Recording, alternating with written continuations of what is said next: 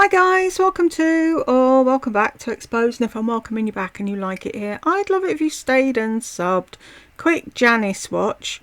The minute I said she hasn't done a video in over a week, of course she jumps on and does a video, doesn't she? How many did she get for that? 22, 20, 20, 15. I tell you, the likes are going down. The Patreon's going down. My tips for staying in my feminine energy. John and I in New York City. I hope this provides some useful tips. Please add your input and any skills you may have on this topic. It's the little things we share. Really? Shall we see the preview? Hey girls, it's me. And today God, she's quiet. Hang on a minute, let me look at my thing. Let me turn me right down so you can turn it up to hear her and I won't be deafening you. I'm going to talk about something that I believe it was in my New York vlog video. One of the girls, and I don't know, you might be here right now, asked me, how did I stay in my feminine energy? How about you make a note of the girl who asked you the question and see if she's there, and if she's not, answer the fucking question on the comment. Otherwise she's not going to know your answer, is she, fuckwit? And keep my composure when John and I went to New York, because that was a stressful day. It really was. And it took a lot of me thinking and taking deep breaths. So I thought about it this morning. But I thought he was the one that was popping screws and having a meltdown. As I've said in the past, most of you here know, I think it's called projecting. But anytime you hear a narc say somebody else was doing something, it means they were doing it. Morning, and made a list of what helped me in case you find yourself in. Oh wow, this is going on for 5.5 minutes. How did she fuck that up? One of these situations where it was something that was expensive to do. It's something that was important to me. And I felt like an opportunity that I didn't want to waste. So that could be just going out to dinner with friends. An opportunity you didn't want to waste, but you did waste the opportunity, didn't you? Because you didn't go the night before so that you could go to the breakfast at Nordstrom's that you'd been invited to. No, you went that day, turned up late to everything, didn't stay that long, and then left. And that was hardly that important. What was important was the appointment your husband had set up for you, so that you could go and see someone about starting your own line of cosmetics, and you didn't think that was as important as going fucking shopping. It could be anything. It doesn't have to be as anything like this. But I felt like, it was worth going over, and I figured some of this may help you guys. Okay, the first thing is expectations. Now, I try to, before I go somewhere, get my expectations right in my head. What am I expecting this to be? I need to be realistic and not set these unrealistic expectations so that I'll be disappointed. Okay, another facet of this that is very important is understanding their expectations. Now, with this particular... Do you think? Really? When have you ever given a flying fuck about John, Brooke, or Will's expectations about anything, ever? Oh, let's go on a family holiday. Mama needs to shop, though. Really?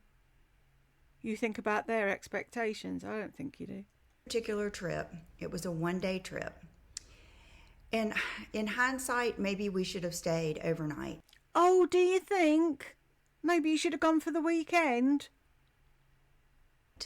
But I didn't know that John was going to make the appointment for us to meet with the makeup line the same day that I was meeting the girl from YouTube at Nordstrom. Oh, does this mean you don't actually fucking talk to your husband? No. Let me change that. You don't listen to him. I'm sure he must have said at some point, I'm going to try and make an appointment here for you. You were only going for a fucking day. What day do you think he was booking it for? So here we go. We've got two different expectations. Well, when he said he did that, I thought to myself, that's too much. That's too much in one day. But I didn't want to make him feel bad. I wanted to kind of make him feel good for making that move, making that decision. He wanted to help me, and I didn't want to put that down. Stop talking about him like he's a friggin' toddler. And he told me that it wasn't that far from where we were. Well, I should have known that neither he or I know what we're doing in New York. I mean, I've been, 4 times now, different places in New York and different experiences with different people. So I didn't know. And so we set out for the day, and maybe you should have looked it up before you went instead of relying on John to do every fucking thing. And we both had the wrong expectation that we were going to be able to meet that makeup line. Now, in my head, I figured we might not be able to, and in my head, that was going to be okay. But it was okay to just not turn up at an appointment that had been made. Sorry, I need to change channels because diving's on and I don't want to see the outcome before I get to watch it. But in his head, he really thought he was going to be able to do that.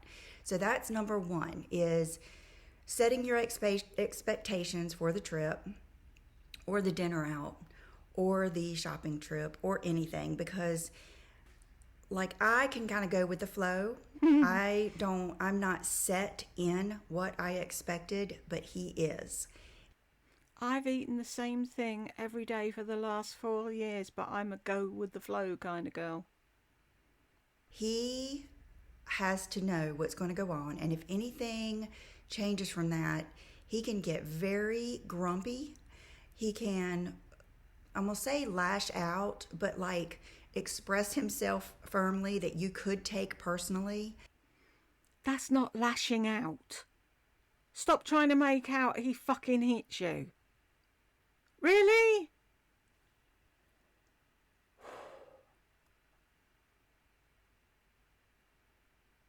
And so it's very important for me to have it in my head, what he expected, what I expected. Okay, the next thing is, and you'll need a lot of this, compassion. You haven't got any, so how does that work? Compassion for him, as I wrote down, I would not want him to make me feel forced to do something that I didn't want to do or not good enough if I didn't do it well. Like say he tells me, I want to take you out fishing, which isn't going to happen because he doesn't like to fish, but I'm just saying, say that your husband says, okay, I want to take you out fishing, and you both have this expectation. You get out there and you're seasick. You don't like the ocean, or even if you do like the ocean, being that far out for that long, it's making you sick. You can't do it. You just don't want to go in any further or out any further. You're just not loving it. You wouldn't want that person making you feel bad about it. You wouldn't want them to make you stay out there and be miserable.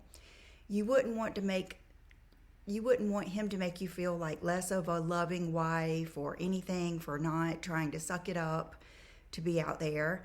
You would want compassion for your feelings and, hey, I didn't know it was going to be like this. I didn't know it was going to bother me this bad. I thought I could handle it. I thought I might like it. So that's what I tried to do instead of, because trust me, the thoughts will go through your head like suck it up, because I'm a true suck it up kind of person. Really? You're a true suck it up kind of person. They brought me the wrong burger. That's not the one I ordered. They didn't have the ring, and we went to 2 different places and they didn't have the ring I wanted. Yeah, whatever. I will suck it up, and I expect others to suck it up most of the time. So I had to get over that little feeling. Then, when we were having such a hard... Oh, this sounds like it might have actually been worth $25 to watch. I wonder, does John watch her Patreon videos? What a shame I don't have his email. Anyway, if you got to the end with me, thank you very much, and I will catch you in the next one.